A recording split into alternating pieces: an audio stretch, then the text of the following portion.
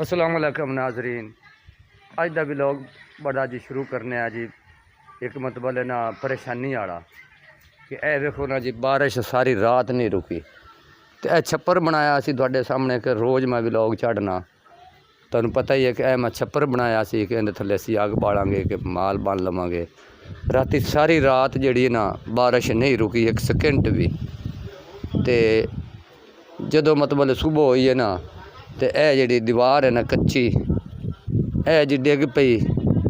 आगा चौड़ तो पिछा दौड़, आगा दौड़ तो पिछा चौड़, वो गल बनी खड़ोती है भी उदला जड़ा ना ओ टोटा ओ लाया कि इदू उला हो जाए। तो यह पहाड़ हो गया, यह कच्ची दीवार आई, ये राती बारिश नाल डिग पई। तो बारिश नाल डिगण के बावजूद ना जी यह दीवार है ना देखो ना जी कितना उलार है, पूरे अद्धे फुट का उलार खा गई है। तो यह जड़ा जी ना अपना यह गाडर है ना जड़ा एक खाली गाडर पिया, इनकी टेक ला के तो इनके उत्तों मैं जड़ा वजन है ना वो दोबारा ला के तो छप्पर नूं पट्टन लगा ताकि टेक ना लाउंदा तो इनके उत्तों या वजन हौला होना ना तो मैं भी डिग पाउणा तो उरले पासे छप्पर भी डिग पाउणा ताकि इनके उत्तों पुल्ली जिहा मानती जिहा ला के ना मैं समान तो यह गाडर उत्तों उधरेड़ के तो सारी छत उधरेड़ के थल्ले सट्टना। तो उस दे बावजूद कोई बच्चा जड़ा है ना वो ना थल्ले आ जाए। यह हुण काम करन लगा।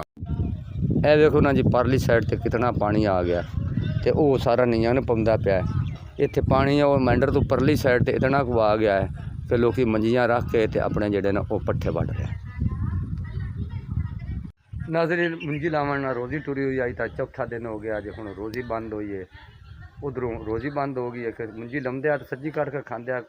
बाज़ औकात लोग जिमीदार ऐसे हैं जिन्होंने को पहले एडवांस भी दुआड़े दुआड़े दो कनाली दे चौं कनाली दे किले किले दे खड़े हुए हैं। तो हुण वो जे थोड़ी जी धुप निकलती है तो वो सद खड़ोंदे ने कि आ जाओ साडी जी मुंजी लाओ। तो जे बारिश होंदी है तो उहदे विच असीं इत्थे कुछ नहीं कर सकते। ये भी काम धुप दा है, वो भी काम जी धुप दा है। तो अल्लाह खैर करसी जी। बाकी बहुत परेशानी बनी खड़ी है तो अल्लाह करम करेगा। बस दुआ करो कि अल्लाह सारे ने काम रब ने करने ने।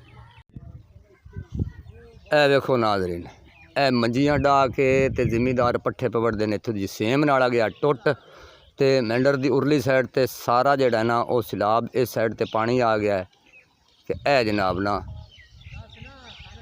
मंजियां डाह के ते अपना ये पट्ठे वढ़ रहे हैं क्योंकि पानी जड़ा ना सारा जी इधे आ गया सेम नाले का इन फसलों में पाया गया। तो अजे पानी होर आ ही रहा है। हुण सुबह पट्ठे वढ़णगे तो पता नहीं वो किवें वड्डीने ने जां नहीं वड्डीने।